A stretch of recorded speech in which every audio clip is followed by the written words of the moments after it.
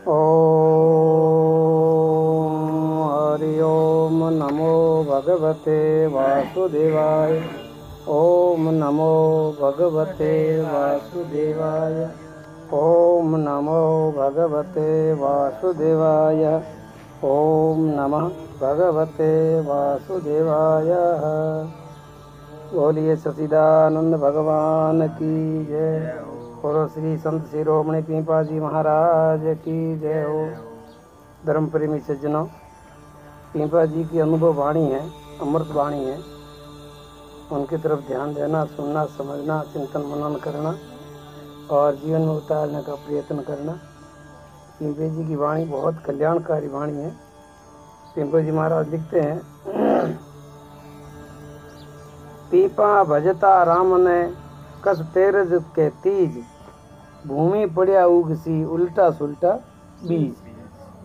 भूमि के अंदर जब किसान बीज बोता है तो उल्टा सुल्टा दे करके नहीं बोता है, डाल देता है, उग जाता है।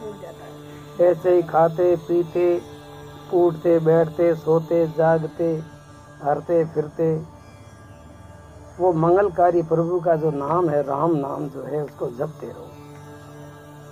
राम नाम जपने से जान अजान में किए हुए सारे पाप जल जाते हैं।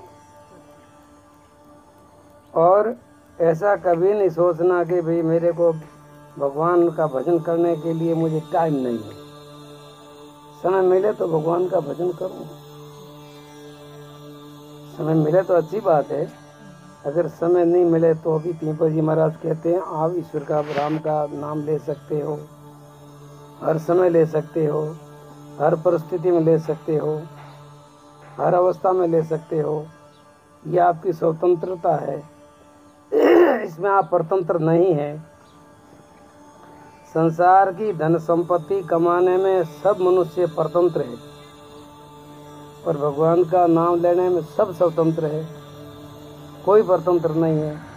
अब नहीं लेना है तो अलग बात है, अगर आप लेना चाहो तो ले सकते हो और इसी जीवन में उस राम का अनुभव, राम का दर्शन, राम की प्राप्ति कर सकते हो।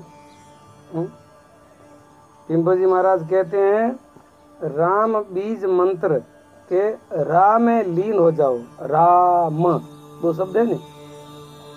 तुलसीदास ने कहा कि तुलसी रा को कहते ही निकसत पाप पहाड़। रा ऐसे करोगे ना, रा बोलोगे ना, जो अंदर के सब पाप बाहर निकल जाएंगे। तुलसी रा के कहती निकसत पाप पहाड़, फिर वापस आवे नहीं देत माँ को किमाड़। म राम म कहते हैं जब किमाड़ आ जाता है, होठ बंद हो जाते हैं तो जितने पाप बाहर निकल गए, वापस नहीं आएंगे। फिर कि राम नाम मणिदीप धरूं जहीं देरी द्वार, तुलसी बायर भीतरो जो चावे उजियार। देहरी के ऊपर जब हम दीपक रख देते हैं तो अंदर भी प्रकाश होता है, बाहर भी प्रकाश होता है। ऐसे ही भगवान पीपा जी महाराज ऐसे ही कहते हैं, तुम राम का नाम अपने हृदय में धारण कर लो, बैठ जा बस। राम का नाम हृदय में धारण कर लो और मुख पर हमेशा के लिए राम नाम जपते रहो, हमेशा के लिए जपते रहो, तो आपके भीतर भी प्रकाश होगा, बाहर भी प्रकाश रहेगा। एक नियम है, प्रकाश में आदमी हर वस्तु देख लेता है। प्रकाश होता है तो आदमी गड्ढे में नहीं गिरता है, कांटों पर नहीं जाता है, ठोकर भी नहीं खाता है, प्रकाश है। और जिसके जीवन में अंधेरा है, कितना भी सावधान चलेगा तो भी कोई न कोई ठोकर खाएगा, गड्ढे में गिरेगा, कांटों के ऊपर पांव रखेगा, कोई भींत से अथड़ाएगा, क्योंकि अंधेरा है। जीवन में प्रकाश करने के लिए राम का नाम है, ये सब मंत्रों का राजा है, सब मंत्रों का सार है, शास्त्रों का सार है, वेदों का सार है। सार तो आखिर प्रभु का नाम है।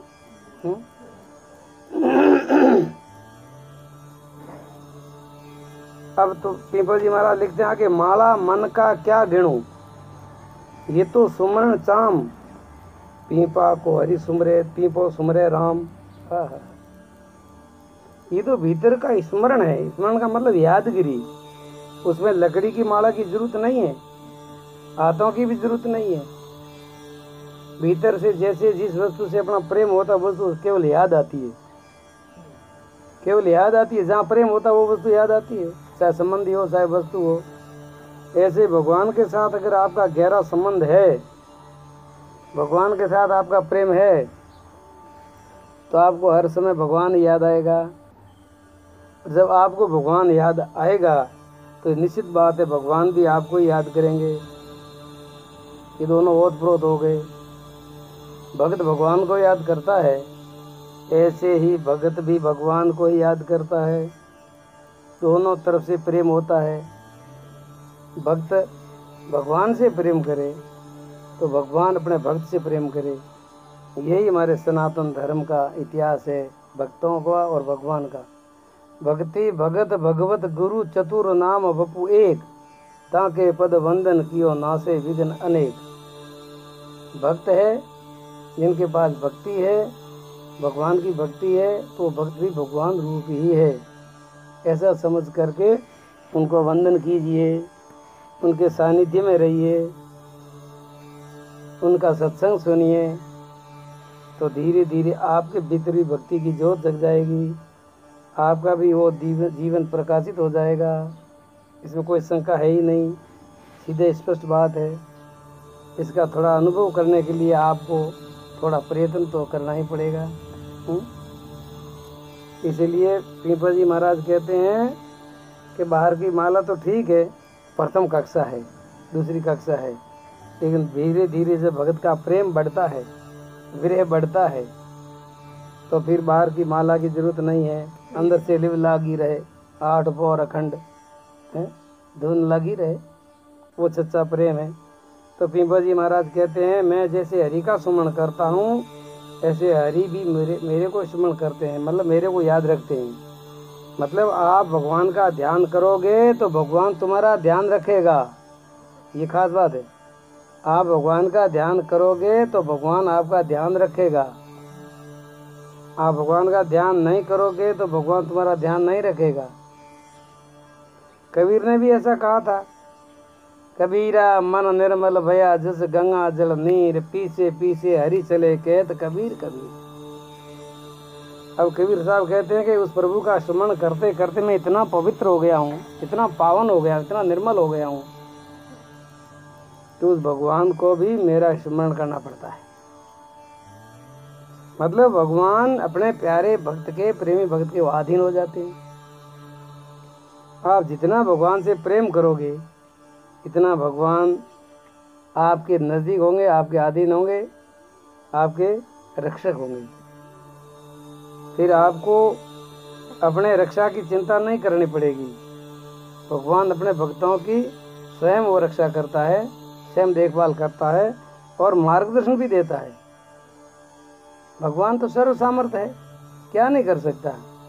बस शर्त यही है कि आप पूरे तन मन धन वाणी विचार से भगवान के हो जाओ, बाकी काम सब वो संभाल लेगा।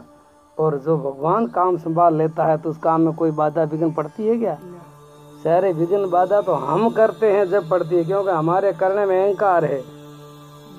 और भगवान तो सहज सुखदाता है, उनकी सारी क्रिया मंगल रूप है।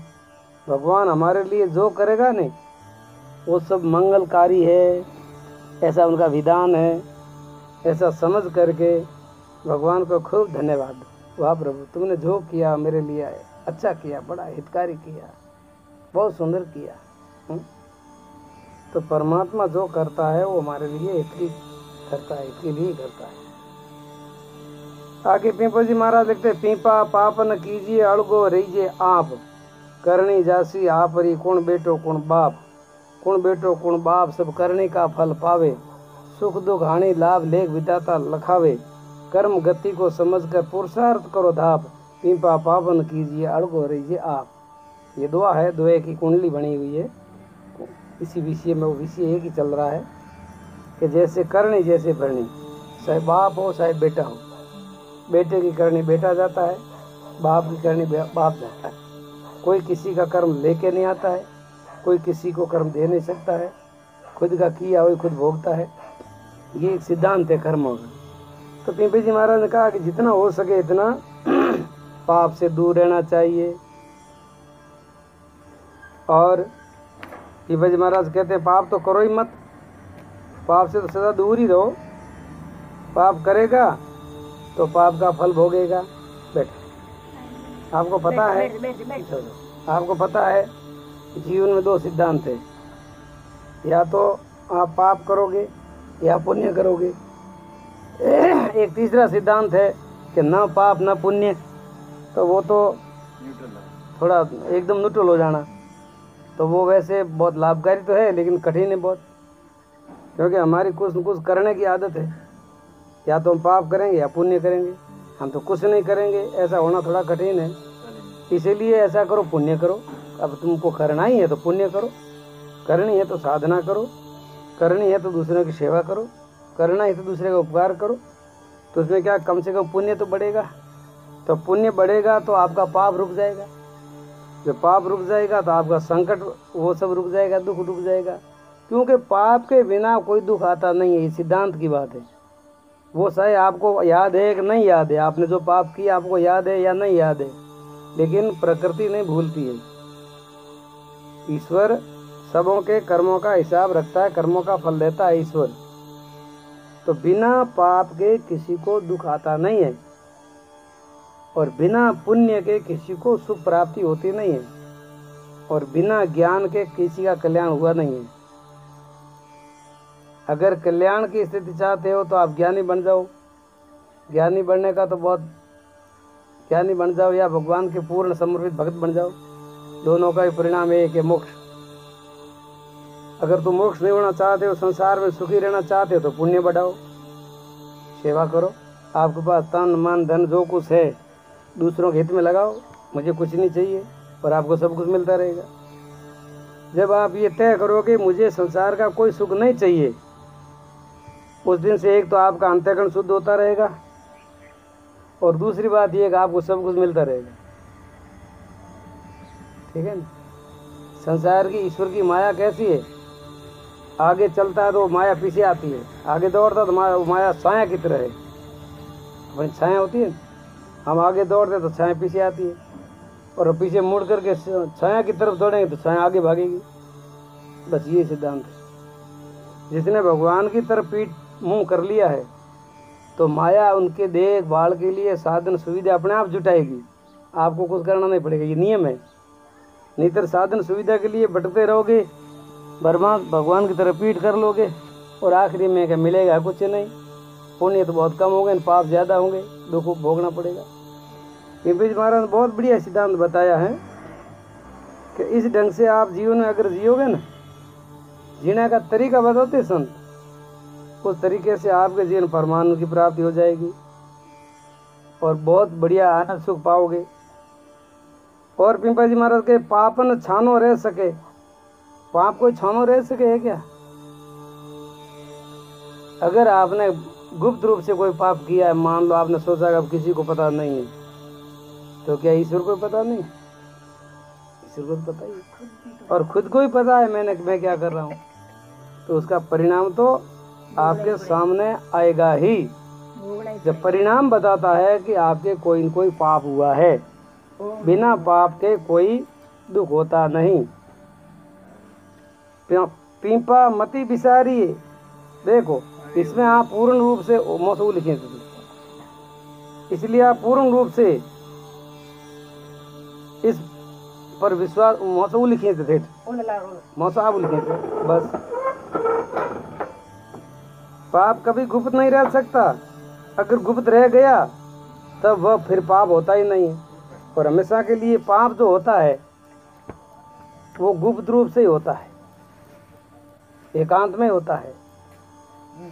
इसलिए ये तो अंगरख के भीतर छुपा हुआ सांप है, इनका विश्वास मत करो। ये पाप जो है ये छिपा हुआ एक दुखदायी वस्तु है, जिनके ऊपर कभी तुम विश्वास मत करो। और जिसने विश्वास किया है उसने दुख पाया है। पीपा पाप कियो नहीं पुण्य कियो 100 बार, जो काउंसो लियो नहीं दियो 12,000। ये पीपा जी महाराज अपने जीवन का सिद्धांत बताते हैं। मैंने ये पुण्य का कार्य किया है और इसीलिए मैं आपको भी कहता हूँ। और भी पीपा जी ने लिखा है, पीपा पुण्य वृद्धि कीजिए, जो सुख साओ आप, सेवा सुमरण साधना, गुरुमुखी हो जपो जाप, गुरुमुखी हो जपो जाप, भलाई में आगे रहना। तो हमेशा के लिए पुण्य का कार्य करते रहोगे तो आपके जीवन में कभी कष्ट दुख नहीं आएगा। और आगे लिखते हैं जगत के बारे में, पिंपा जी महाराज कहते हैं, वारी अपनी आपनी पड़सी जाना जरूर, पिंपा जग माया मृग ज्यों तज दे भरम गुरूर मगरूर। ये संसार कैसा है? ये है संसार मृग जल ज्यों, मृगा जल दीसे, कोई पिया न पीसे, कोई पिया न पीसे, सुन विश्वा विषे। शास्त्रों का ये सिद्धांत है कि संसार जो दिखता है उसके ऊपर विश्वास मत करो, और जो नहीं दिखता है उस पर विश्वास करो। तो परमात्मा ना दिखने वाली चीज है तो विश्वास तो कर ही सकते हो, और संसार दिखने वाली चीज है और टिकने वाली भी नहीं है। भाई दिख तो रहा है लेकिन टिक भी कहाँ रहा है, तो उसके ऊपर विश्वास करोगे तो धोखा ही होगा। अगर विश्वास करना है जो जो जो हमेशा के लिए टिका रहता है, हमेशा के लिए रहता है, नित्य रहता है, ज्यों का त्यों रहता है, उसके ऊपर विश्वास करो तो धोखा नहीं होगा। अभी संसार पर तुम विश्वास करोगे धोखा होगा। मतलब विश्वास करने लायक संसार नहीं है। और परमात्मा विश्वास के योग्य है। उसमें तर्क मत करना कि परमात्मा है कि नहीं है, नहीं है तो किसने देखा है, कहाँ रहता है, ऐसे कुछ तर्क करने की जरूरत है। एक बात स्वीकार कर लो कि परमात्मा है, बस वो पक्की बात है। अब कहाँ है, कैसा है, अपने आप समझ में आ जाएगा। आप है मान लोगे कि संसार नहीं है और परमात्मा है, बस ये दो सिद्धांत है जीवन का। जो है को है मान लो, जो नहीं है उसको नहीं मान लो। फिर कभी संसार आपको धोखा नहीं दे सकता, आप संसार में कभी फंस नहीं सकते, परमात्मा आपसे बिछड़ नहीं सकता, आप परमात्मा से कभी बिछड़ नहीं सकते, प्रयत्न करो तो भी नहीं बिछड़ सकते, क्योंकि वो इतना हमारा आपा है, हमारा खुद का इतना वो नज़दीक है, मतलब अपना स्वरूप ही है ऐसा समझो। तो फिर अलग तो कैसे हो सकता है। और संसार कभी किसी का हुआ नहीं है, परमात्मा कभी किसी से बिछड़ा नहीं है, ऐसा सार तत्व है।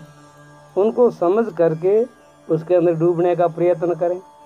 पिंपा जी महाराज लिखते हैं, वारी अपनी आपसी, अपनी भी एक दिन बारी आएगी क्या कि जिनको तुम सत्य समझते हो, जिनको अपना प्यारा समझते हो, घर को, परिवार को, धन को, संपत्ति को, कुटुंब को, जो कुछ को, वो सब पराये हो जाएंगे। आपको सिद्ध हो जाएगा कि ये सब पराये थे, मैंने इनके पर भरोसा करके धोखा पाया। तो पहले से भी ये भ्रम छोड़ देना चाहिए। ये भ्रम जो गुरूर है, मगरूर है, अहंकार है, ये भ्रम के कारण है, ज्ञान के कारण है। इनको पहले से त्याग दीजिए। इनका भ्रम का त्याग कैसे हो महाराज? तो कि स्वाध्याय करो, सत्शास्त्र पढ़ो, महापुरुषों की वाणी पढ़ो, महापुरुषों का सत्संग करो। उनका सत्संग करने से, वेदों का शास्त्र पढ़ने से, साधना करने से आपको विवेक होगा, जब भ्रम मिट जाएगा। भाई दीपक होगा तो अंधेरा अपने आप मिट जाएगा। ऐसे आप अंधेरे को मिटाने चाहोगे थोड़े मिटेगा, केवल दीपक जगा दो, अपना अंधेरा मिट जाएगा। 17 बीत कर थोपियो, थमियो न एक बार, पीपा थिर किंकर रहे सुपना सो संसार।